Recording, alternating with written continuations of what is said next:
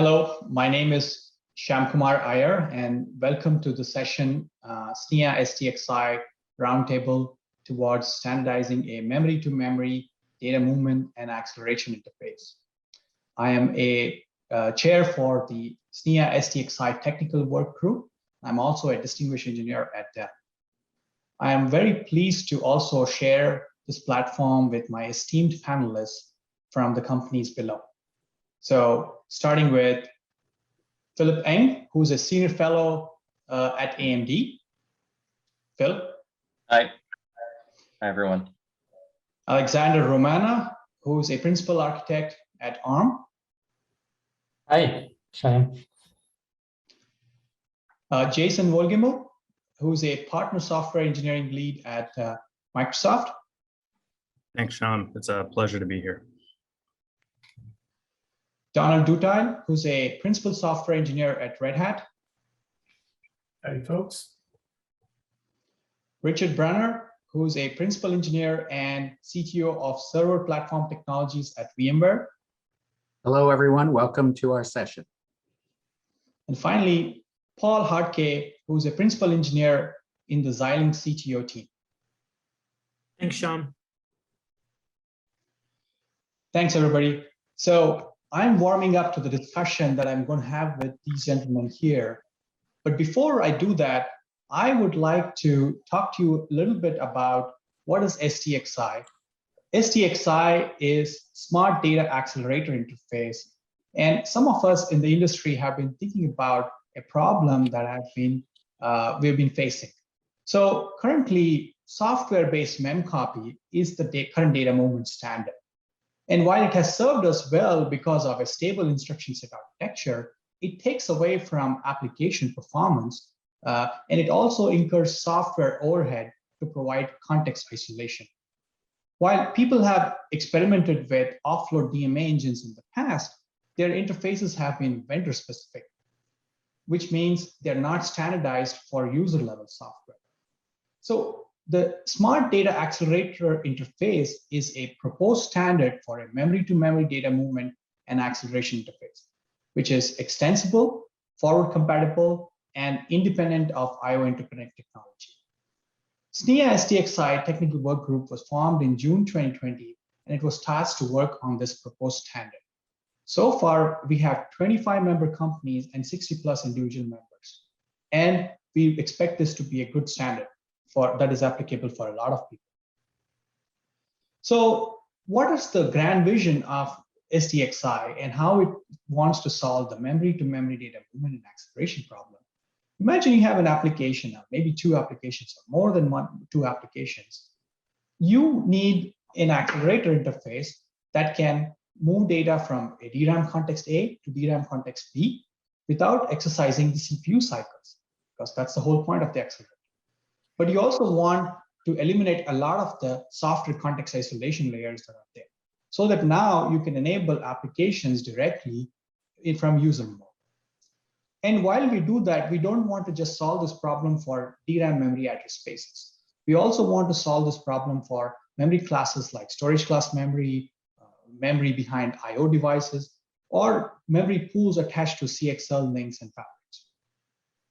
At the same time, we also want this accelerator interface to be CPU family agnostic or architecture agnostic. And while CPU integrated implementations are certainly envisioned here, we also think an accelerator interface should be something that can be implemented on discrete interfaces like GPUs, FPGAs, and smart I/O devices like NICs and drives. When we build a standard specification, now we can innovate around the spec and add incremental data acceleration features. With this vision in mind, the SDXI technical work group has had some design tenets in mind. We want to enable data movement between different address spaces, which includes user address spaces and also address spaces in different virtual machines. We want to enable data movement without mediation by privileged software. Of course, once a connection has been established by privileged software. So we want to allow abstraction and virtualization by privileged software, which brings me to the capability to quiesce, suspend, and resume the architectural state of a per address space data mover. Why is it important? Because now we can do live workload or virtual machine migration between servers. We also want the standard to be forwards and backwards compatible across future specifications and revisions. By doing that, now we can create interoperable software and hardware. And because we're creating a standard framework, we want to design it in such a way that additional offloads can leverage the same interface. Finally, we want the DMA to be a concurrent DMA model. It means multiple parallel DMA transactions should be possible between different address spaces and data modes. With that in mind, I'm very pleased to announce to you that the SDXI technical work group has published a version 0.9 revision 1 for public review. It's available at this link, and you can take a look at it to provide feedback. If you are interested to know more about the specification, then we will also engage in a Birds of the Feather session tomorrow, Wednesday, September 29th, from 3 to 4 p.m. Pacific time. Please come and join us, and we will be happy to share some of the internals of the specification there. Also, if you wanted to join the TWG, you can go to the SNIA SDXI page and find the information on how to join the TWG and influence this new upcoming standard. With that in mind, I am now fully ready to talk to my panel and ask them some of the interesting questions that I've always been wanting to ask.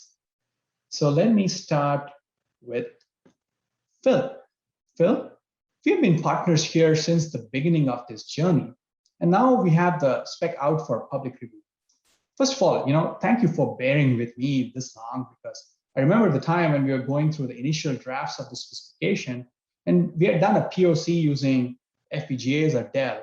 And I remember feeling sort of nervous about asking a CPU vendor saying, hey, can you work with us on a standard specification for data movement and offloads that offloads the CPU and is CPU architecture independent and works on a broad set of use cases?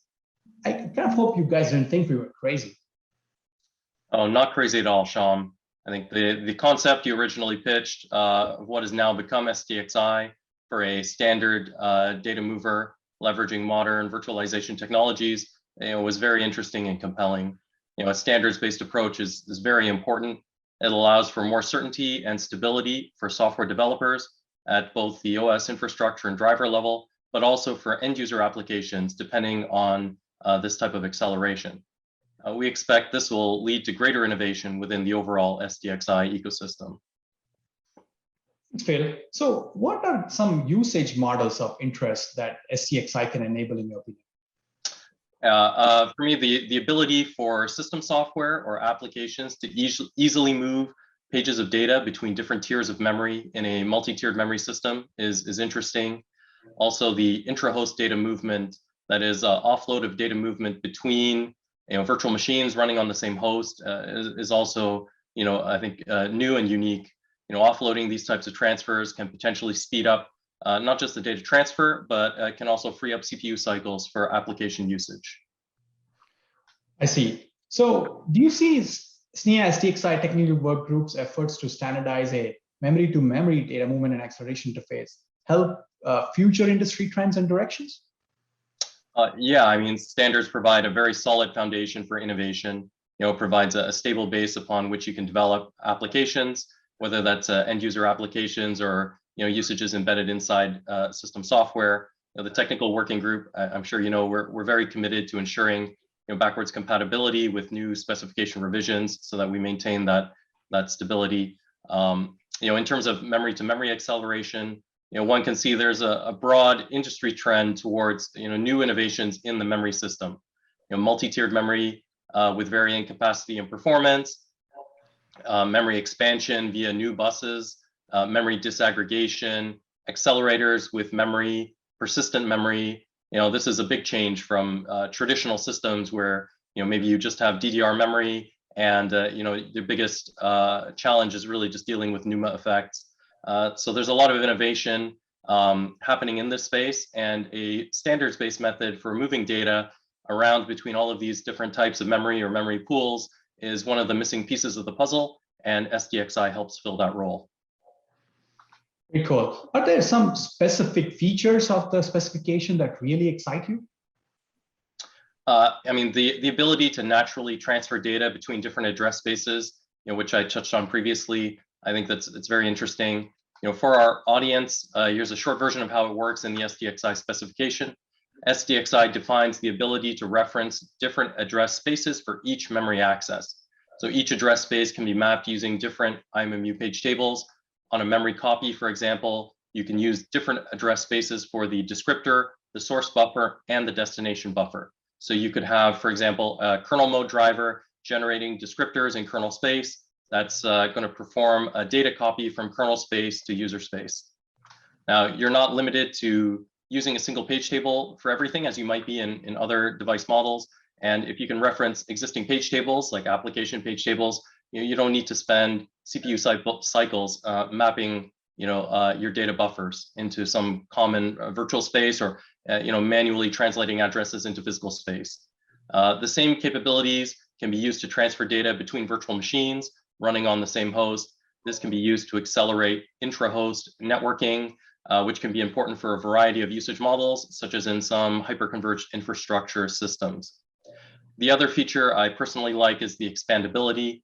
The current version of the specification is focused on memory copy, but it provides a strong framework to include additional offloads in the future. I think we'll see a lot of useful innovation in this area going forward. Well, I'm really glad that we made that journey together. That intra-host data movement use case is really exciting. And, Rich, you have also been in this journey with me and Phil since the very beginning. And, we couldn't have asked for a better friend and mentor here in guiding us in making this specification. And as someone who represents VMware as a major virtualization and enterprise software provider, you've been a key collaborator in making the specification virtualization friendly and enterprise software friendly. Can you elaborate more on how the specification is breaking down? Certainly. At VMware, we were very concerned that the industry was trending towards every accelerator requiring a specific software stack for every combination of CPU vendor, accelerator, operating system, and hypervisor. As a leading innovator in enterprise software and virtualization, we did not like this trend. And initially, when I was part of the effort, I was a little worried that maybe not everyone else saw this problem in the same way.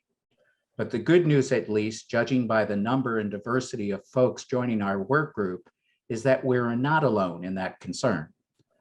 We seem to be missing a standard or specification for hypervisor and operating system management of offload hardware accelerators, nor did we seem to have any agreement on the models that end user applications use to submit work.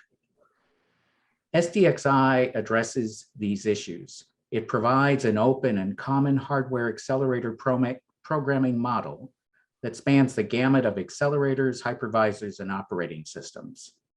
It also defines a standard user space work submission model that, again, is independent of the actual accelerator. And by the way, this is a standard model that works across all CPU architectures. Interesting you say that, because that leads me to ask my next question to Alexander from ARM.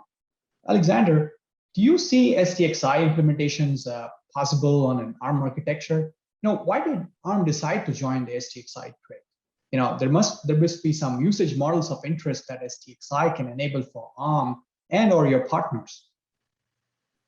Hey, thank you, Shyam, for having me here and for those great questions.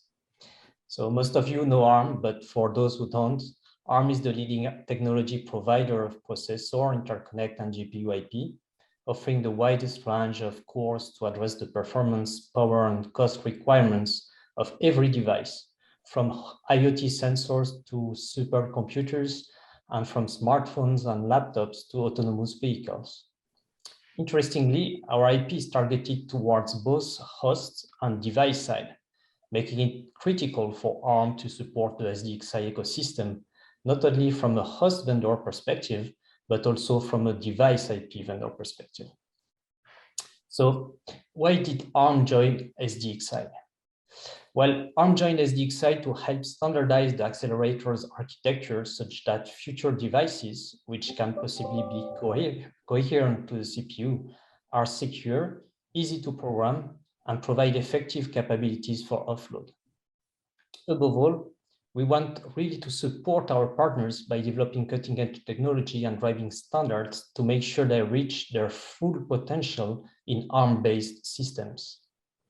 So in my view, SDXI standard is foundational for accelerator virtualization in complex systems. It enables advanced capabilities like device assignments and live migration. So having a standard is important for our partners in order to get a better integration of accelerators into SoCs and avoid some device-specific code in privileged layers, which is often a source of bugs and vulnerabilities. On top of that, I believe accelerators connected to the host via technologies like PCI Express or CXL are really ripe for standardization, and that SDXI can play a critical role by making composable computing platforms pervasive and easy to use. So why now? Why is that trending now? Yeah, so why do I believe now is the right time? Well, heterogeneous computing and virtualization will dominate in the future. So it seems natural to standardize a multi-tenancy accelerator interface to enable accelerator usage and sharing, especially, but not only, for cloud environments. I think standards like SDXI or CXL are fast becoming the innovation vector that will enable true heterogeneous computing. This disaggregation of resources to extract the most value and reduce the TCO is critical for innovation moving forward. I think SDXI's initial approach to standardize the accelerator's programming model is really a positive step forward. Now, when I look at the specification, I think also there are many features in there which make it very attractive. I particularly like, for example, the fact that the specification made sure the page width could be something that an ARM architecture could support. The specification also works on user-level address spaces, cleverly utilizing the PA-seed feature on IOMMUs. ARM calls them SMMUs, and the fact that PA-seed-based address translation is already supported by ARM SMMU architectures makes it really icing on the cake. So will you be able to put an SDXI device on an ARM platform and get all those cool features with high performance? My answer is yes. Very cool, Alexander. As you can observe, I'm doing this hardware software provider combination. So let me now turn to a major software provider. Let's hear from Don at Red Hat. Don, you have contributed to a lot of things in the space. Fast zeroing of memory and class level device recognition of SDXI. How do you see these features benefiting customer applications for you? Thanks, Jim, for having me here. Standardized features for cloud applications, a key focus for Red Hat products. And SDI enables broad accelerated utilization in cloud applications without unique device-specific operators. Options like fast zeroing of memory for secure virtual machines, startup and shutdown is a key focus for improved cloud support. Other areas for user space applications like accelerated snapshotting could prove to be a significant speed up in high performance computing environments and database applications. DAX and block translation table, both examples of user space persistent memory storage, could receive significant acceleration, not only because there's a DMA engine to copy data into and out of persistent memory, but also because these DMA operations can be in an open standard method from user space without another syscall into the kernel. Providing an open standard enables these open source user space applications to make simple updates to take advantage of these accelerations. That's very cool. Let me now shift gears and ask someone who's sort of been there and done that in the accelerator space. Paul, you've kind of really seen the evolution of FPGAs, and programmable FPGAs have now become very mainstream. What do you see as the benefit here for you all at Xilinx? Thanks, Shyam. Yes, standards are built on a great ecosystem of partners and component vendors. We at Xilinx are very interested in building communities around those open standards. The SDXI specification is not tied to any particular architecture and is agnostic to both CPU integrated and discrete implementations. This is great news for accelerators like FPGAs. We see heterogeneous compute usage models where an SDXI data mover could transfer data to from an accelerator memory space, and additional data transforms would be performed on the data by leveraging that same interface. So while SDXI was first focused on memory-to-memory transfers, we greatly support how the standard has been defined so additional use cases can leverage that same infrastructure as well. Facilitating commonality in application software interfaces will accelerate the heterogeneous computing adoption that many people have talked about today. That's very interesting. Now it's my turn to talk to a software-focused person. Let me talk to Jason from Microsoft here. Jason, Microsoft is also a contributor to the specification, and you've made a valuable contribution to how error reporting needs to look. And I know you guys don't kind of take this lightly, but would you tell our viewers why you think SDXI is a good idea? Certainly, thanks, Shyam. As others have already commented here, we believe that heterogeneous computing is going to be especially important as we move together as an ecosystem of computing solution providers. So data movers are one class of accelerators currently covered by SDXI. And I feel that they represent what I like to refer to as a next generation device that really has the potential to impact a broad number of market segments. So, that could range from servers and data centers all the way down to embedded and IoT devices. So we think it's going to be really important to have robust system architecture in place to support accelerators as they're integrated into these computing platforms. We joined SDXI because we also believe in open standards. As accelerators proliferate, and as Rich mentioned previously, we absolutely would like to see common protocols that can be used to efficiently offload work from general purpose CPUs to dedicated hardware, and potentially vice versa. This model allows new hardware implementations to be offered to our customers more quickly, as standard drivers and software abstraction layers can be reused. These common standards also help depict a baseline level of support with optional extensions for additional features. That permits silicon vendors to differentiate based on the quality of their implementation and the richness of the features supported in their offerings. That's interesting. You guys really want open standards to also foster competition among hardware vendors on features, performance, and implementation using common software implementations. Let me ask Dawn about this. Is there more to open standards for you all at Red Hat? How does it align with open source?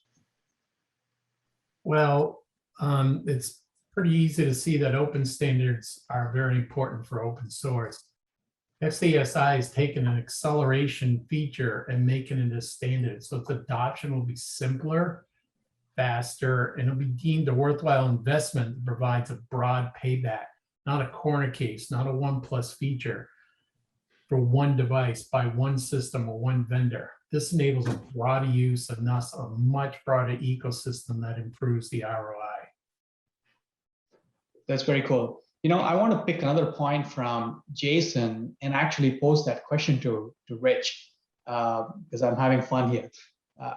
Competition from hardware vendors on implementation sounds like a fine idea. But Rich, isn't the intent to encourage competition among software solution vendors on a better SDXI-based implementation also the idea? Well, what do you think? Absolutely. A more tightly integrated SDXI software solution will be far more effective in targeting various segments of the market.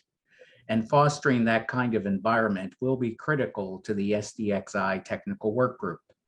But going back to hardware competition, the SDXI system architecture allows a hardware vendor to choose the right level of integration, and it is interconnect independent.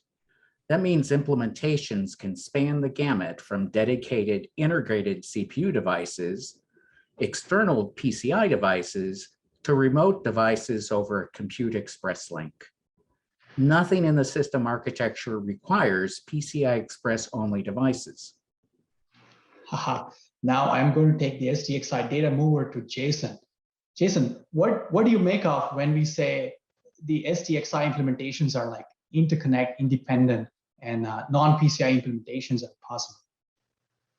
It's a good question. So as I mentioned earlier, we see data movers as the first in a wave of next generation devices.